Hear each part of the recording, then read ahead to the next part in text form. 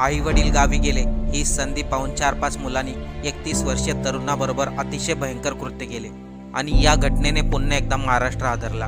महाराष्ट्रामध्ये आता क्राईमच्या घटना यूपी बिहारपेक्षाही पुढे जायला लागल्यात। कोल्हापूरमधील 31 वर्षीय तरुणाबरोबर नेमकं काय झालं चला ते पाहूया।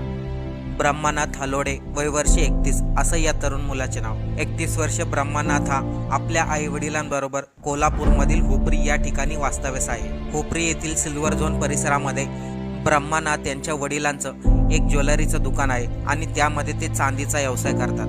ब्रह्मानाथ याचे आई वडील आपल्या मूळ गावी शेतीच्या कामासाठी आले होते।